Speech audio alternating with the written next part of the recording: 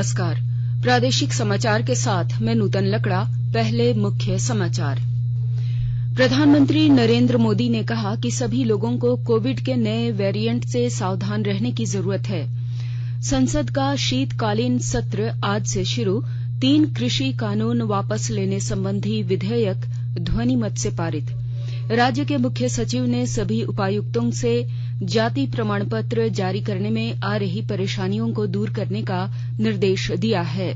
और भारतीय मौसम विज्ञान ने 3 और 4 दिसंबर को राज्य में हल्की बारिश होने का पूर्वानुमान जताया है। और अब समाचारों से पहले एक जरूरी संदेश। देश ने कोविड टीकाकरण अभियान के अंतर्गत 122 करोड़ टीका लगाने का लक्ष्य हासिल कर इतिहास रचा है।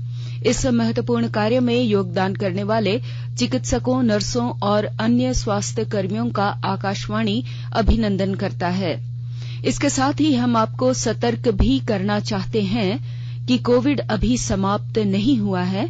आप सभी से हमारी अपील है कि यथाशीघ्र दोनों टीके लगवाएं और अन्य लोगों को भी टीका लगाने के लिए प्रेरित करें। त्योहारों के समय कृपया इन 3 आसान उपायों का पालन अवश्य करें। मास्क पहनें, 2 गज की सुरक्षित दूरी बनाए रखें, हाथ और चेहरा साफ रखें। से संबंधित कोई भी जानकारी और मार्गदर्शन के लिए आप राष्ट्रीय हेल्पलाइन नंबर 0112397804 और 1075 पर संपर्क करें। इसके अलावा राज्य हेल्पलाइन नंबर 104 डायल कर समस्या का त्वरित समाधान लिया जा सकता है। महिला और बाल विकास मंत्रालय की चाइल्ड हेल्पलाइन है 1098। वरिष्ठ नागरिकों के लिए हेल्पलाइन 14567। मनोवैज्ञानिक सहायता के लिए निमहांस का नंबर है 0804611007। आयुष कोविड परामर्श हेल्पलाइन नंबर है 14443 और MyGov WhatsApp help desk number 90131515 पर व्हाट्सएप मैसेज भेजकर टीके का प्रमाण पत्र यथाशीघ्र डाउनलोड किया जा सकता है।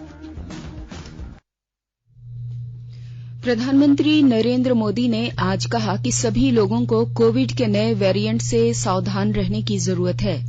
संसद के शीतकालीन सत्र शुरू होने के ठीक पहले पत्रकारों से बातचीत में श्री मोदी ने कहा कि देश 150 करोड़ टीकाकरण का लक्ष्य हासिल करने की ओर बढ़ रहा है। उन्होंने कहा कि सरकार संसद में सभी मुद्दों पर बहस करने को तैयार है। प्रधानमंत्री ने कहा कि यह सत्र बहुत ही महत्वपूर्ण है क्योंकि देशवासी इसके कुछ नतीजे देखने के इच्छुक हैं। सरकार हर सवाल का जवाब देने के लिए तैयार है और आजादी के अमृत महोत्सव में हम ये भी चाहेंगे कि संसद में सवाल भी हो, संसद में शांति भी हो। हम चाहते हैं संसद में सरकार के खिलाफ, सरकार की नीतियों के खिलाफ जितनी आवाज प्रखर होनी चाहिए हो, लेकिन संसद की गरिमा, स्पीकर की गरिमा, चेयर की गरिमा, इन सब के विषय में हम वो आचरण करें जो आने वाले दिनों में देश की युवा पीढ़ी को काम आए। पिछले सत्र के बाद कोरोना की विकट परिस्थिति में भी देश ने 100 करोड़ से अधिक डोजेज कोरोना वैक्सीन और अब हम 150 करोड़ की तरफ तेजी से आगे बढ़ रहे हैं। नए वेरिएंट की खबरें भी हमें और सतर्क करती है और सजग करती है। मैं संसद के सभी साथियों को भी सतर्क रहने के लिए प्रार्थना करता हूं। संसद का शीतकालीन सत्र आज से शुरू हो गया है। यह 23 दिसंबर तक चलेगा। लोकसभा में आज कृषि कानून निरस्त करने संबंधी विधेयक 2021 ध्वनिमत से पारित हो गया है। इसके बाद सदन की कार्रवाई को दोपहर 2 बजे तक के लिए स्थगित कर दिया गया है। इससे पूर्व लोकसभा में कार्यवाही को विपक्ष के हंगामे के बाद दोपहर 12 बजे तक के लिए स्थगित किया गया था। दोनों सदनों की कार्यवाही का सुचारू संचालन सुनिश्चित करने के लिए सरकार ने कल नई दिल्ली में सभी राजनीतिक दलों के नेताओं की एक बैठक आयोजित की। संसदीय कार्य मंत्री प्रहलाद जोशी ने बताया कि सरकार नियमों के अंतर्गत स्वीकार्य किसी भी मुद्दे पर सदन में बहस के लिए तैयार है। झारखंड मुक्ति मोर्चा के 12वें अधिवेशन की तैयारियों को लेकर केंद्रीय समिति ने आवश्यक समितियों का गठन शुरू कर दिया है। सभी समितियों का संयोजक केंद्रीय कार्यकारी अध्यक्ष हेमंत सोरेन को बनाया गया है। झारखंड मुक्ति मोर्चा के महासचिव विनोद पांडे ने कल इसकी घोषणा की। महाअधिवेशन रांची के सोहराय भवन में 18 दिसंबर को आयोजित किया जाएगा। अमृत महोत्सव के तहत आकाशवाणी के साप्ताहिक क्विज में आइए आप भी शामिल हों। आजादी के 75 वर्षों का पर्व अमृत महोत्सव प्रत्येक बुधवार शाम 7 बजे प्रसारित होने वाले प्रादेशिक समाचार के दौरान पूछे गए प्रश्न का सही उत्तर देने वाले प्रथम 10 प्रतिभागियों में से लकी ड्रॉ द्वारा चुना हुआ एक प्रतिभागी इनाम का हकदार होगा। इसके लिए सुनते रहें आकाशवाणी रांची का प्रसारण।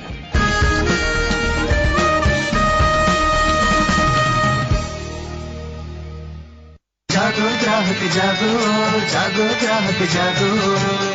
आजादी का अमृत महोत्सव के लिए सभी उपभोक्ताओं को शुभकामनाएं। हॉलमार्क सोने की शुद्धता सुनिश्चित करता है। हमेशा हॉलमार्क वाले सोने के आभूषण खरीदें।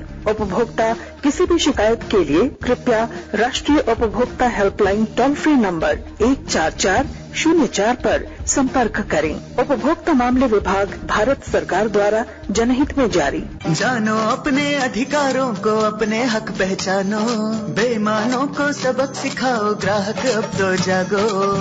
जागो ग्राहक जागो, जागो ग्राहक जागो।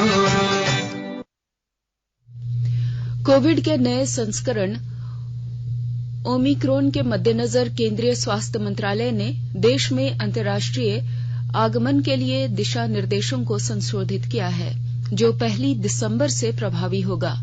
मंत्रालय ने यात्रा से पहले एयर सुविधा पोर्टल पर नेगेटिव RT-PCR परीक्षण रिपोर्ट अपलोड करते हुए 14 दिन का यात्रा विवरण जमा करना अनिवार्य कर दिया है।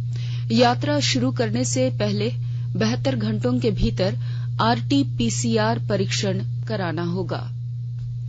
राष्ट्रव्यापी टीकाकरण अभियान के अंतर्गत अब तक 122 करोड़ 41 लाख से अधिक कोविड रोधी टीके लगाए जा चुके हैं। स्वास्थ्य मंत्रालय ने बताया है कि कल 42 लाख 4 हजार से अधिक लोगों का टीकाकरण किया गया। इस दौरान 8,000 नए मामलों की पुष्टि हुई, जबकि 9,000 से अधिक लोग स्वस्थ हुए। इस समय देश में कुल 1,03,859 सक्रिय मामले हैं।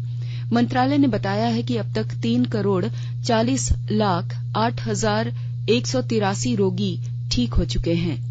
स्वस्थ होने की दर 98.34% हो गई है।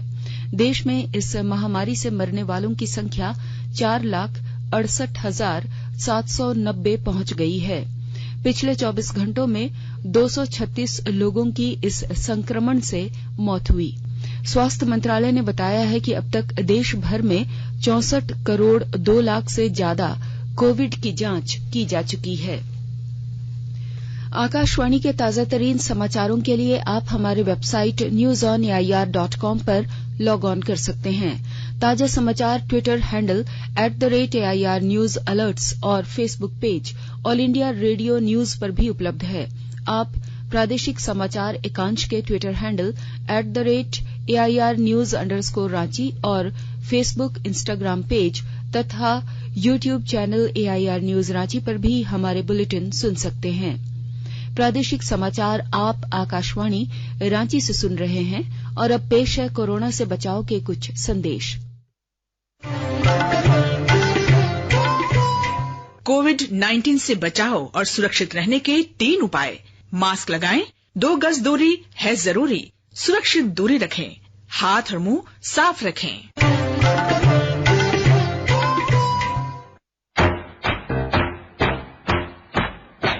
चलो मिलकर एक शुरुआत करें, चलो एक फैसला आज करें, मास्क नहीं तो टोकेंगे, कोरोना को रोकेंगे, चलो एक इरादा करते हैं, चलो कुछ वादा करते हैं, मास्क नहीं तो टोकेंगे, कोरोना को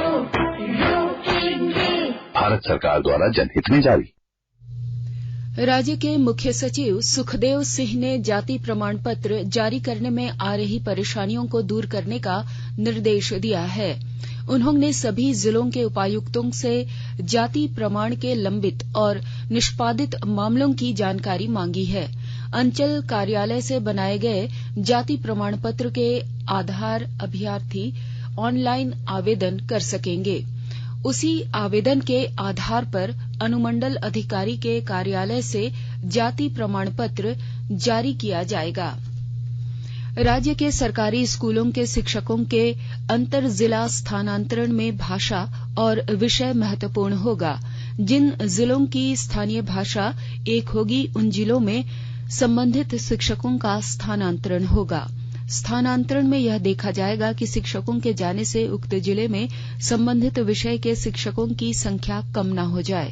स्कूली शिक्षा एवं साक्षरता विभाग के इस प्रस्ताव पर शिक्षा सचिव के साथ बैठक हो चुकी है।